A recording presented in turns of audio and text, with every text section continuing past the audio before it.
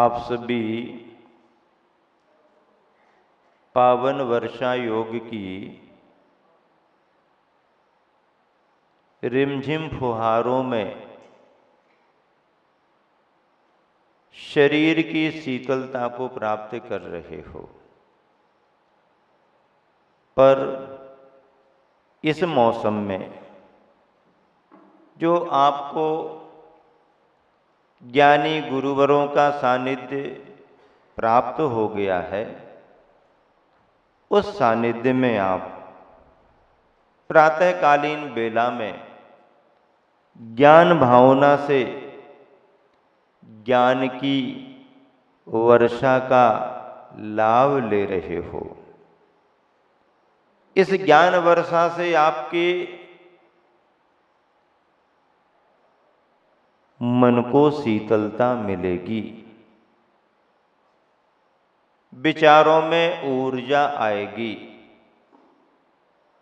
जीवन स्फूर्त होगा, क्योंकि ज्ञान की खुराक शरीर की खुराक से भी ज्यादा असर करती है। विचार शून्य व्यक्ति दिन भर भोजन करने के बाद भी चेहरे पर प्रसन्नता नहीं ला पाता, और ज्ञानवान व्यक्ति ज्ञान की खुराक लेकर के उपवास करने के बावजूद भी चेहरे पर प्रसन्नता दर्शाता है। एकांत में भी आनंद का एहसास करता है। अज्ञानी के लिए एकांत नरक के समान लगता है, और ज्ञानी के लिए एकांत स्वर्ग के समान। स्वर्ग तो वैभव का प्रतीक है। ज्ञान के आनंद के लिए ज्ञानी को एकांत भी बहुत अच्छा लगता है। किसी एक विचारक ने लिखा कि मौन और एकांत व्यक्ति के परम मित्र हैं। क्या लिखा? मौन और एकांत व्यक्ति के परम मित्र हैं। मौन रहने में कभी तुम्हें घाटा नहीं लगेगा, एकांत में तुम्हारा कभी कोई बिगाड़ नहीं कर पाएगा। इसलिए मौन और एकांत व्यक्ति के परम मित्र माने गए हैं। लेकिन इसका अभ्यास होना चाहिए, इसकी साधना होना चाहिए। यदि अभ्यास और साधना नहीं है तो मौन में व्यक्ति को बड़ी आकुलता हो जाती है।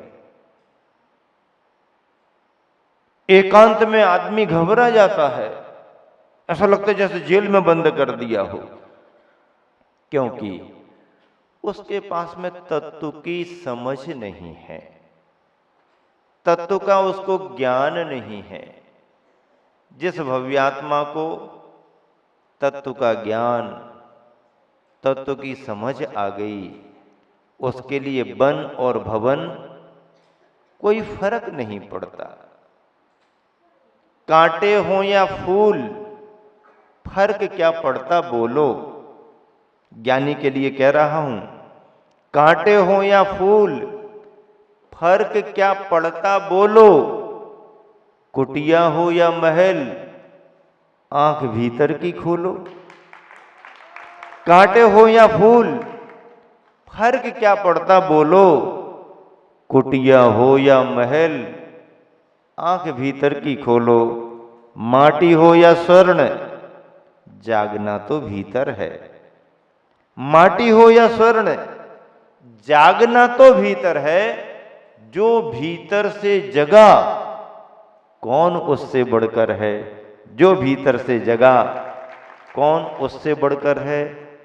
ज्ञानी सोते हुए भी जागता रहता है, सोते समय भी जागता रहता है, और अज्ञानी जागते हुए भी सोता हुआ रहता है। जागो और अपने भाग्य को जगाओ। जो जागता है उसका भाग्य भी जाग जाता है, और जो सोता है सो उसका भाग्य भी सो जाता है। जो भीतर से जगा कौन उससे बढ़कर है। ज्ञानी 24 घंटे जागरूक रहता है। भोजन करते समय भी उसकी जागरूकता रहती है। उपवास में भी उसकी जागरूकता रहती है। भीड़ भरे माहौल में भी वह आत्म केंद्रित रहता है, और एकांत में भी उसके मन में छटपटाहट नहीं आती है। ऐसा ज्ञान पाने की आपको जरूरत है। ज्ञान तत्व के स्वरूप को लेकर के होता है। तत्व का स्वरूप आत्मा का स्वरूप माना गया है। आत्मा का स्वरूप मोक्ष मार्ग है, और मोक्ष के मार्ग में यदि कोई भव्यात्मा लगती है तो उसको निर्वाण की प्राप्ति अवश्य ही होती है। निर्वाण की प्राप्ति होती है। संसार में उसे कोई रोक नहीं सकता। तोते का स्वभाव यदि किसी का है तो पिंजरे में मालिक कितने दिन कैद करके रखेगा। हाँ, तोते का स्वभाव यदि किसी के पास है तो पिंजरे में कितने दिन बंद रखोगे आप उसे। जिस दिन उसे खिड़की खुली हुई मिल जाएगी और तोता कहेगा बाय बाय टाटा, अब हम चले, तुम अपने पिंजरे को संभालो। लेकिन यदि कोई कबूतर के स्वभाव वाला है तो कबूतर के स्वभाव वाले को उसका मालिक निकाल निकाल करके बाहर भी करे तो भी कबूतर लौट लौट करके उसी स्थान पर जाना चाहता है, उसी पिंजरे में जाना चाहता है। कबूतर के स्वभाव वाले कबहू तर न पाएंगे। कबूतर के स्वभाव वाले कबहू तर न पाएंगे, और तोते के स्वभाव वाले एक ना एक दिन तर ही जाएंगे। तोते का स्वभाव ज्ञानी का स्वभाव है।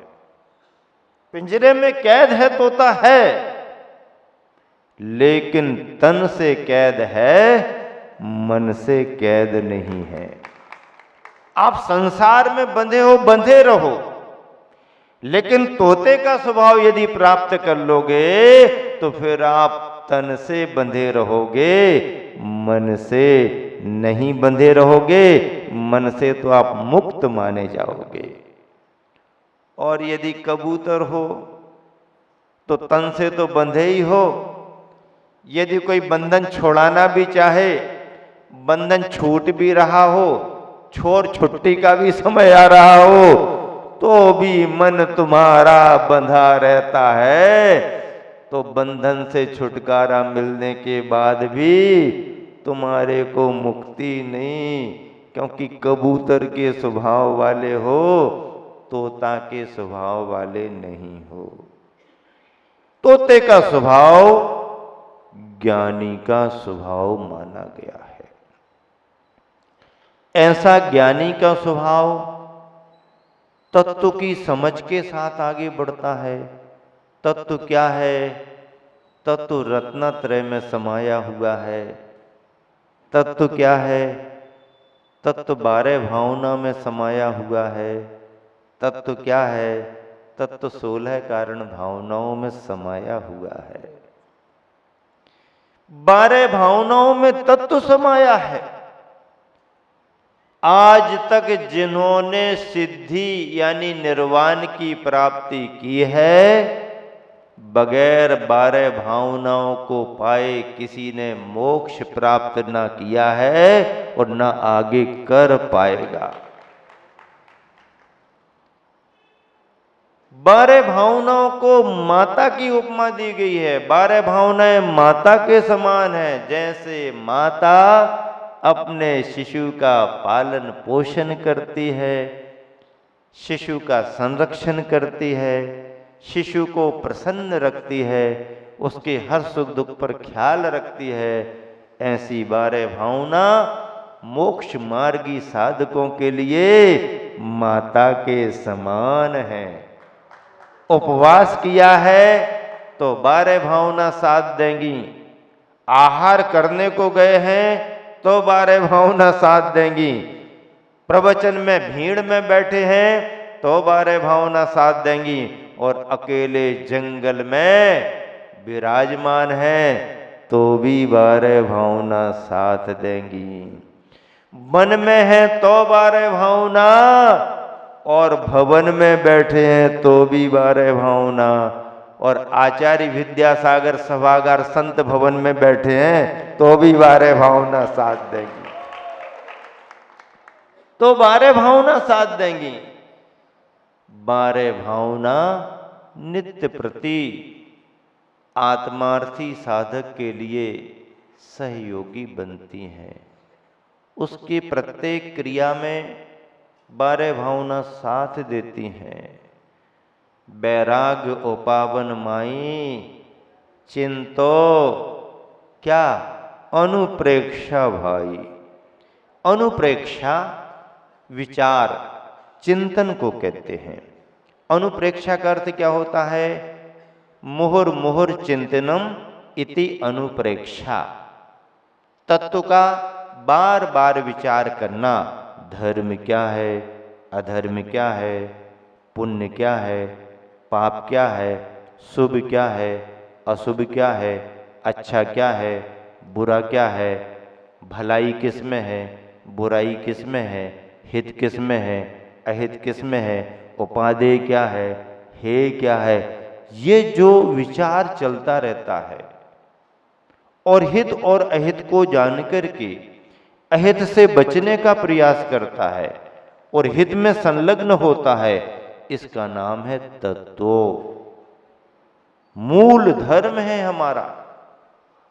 ऐसे तत्व को पकड़ने के लिए आप सबको तत्ववान गुरुओं को पहले पकड़ने की जरूरत है।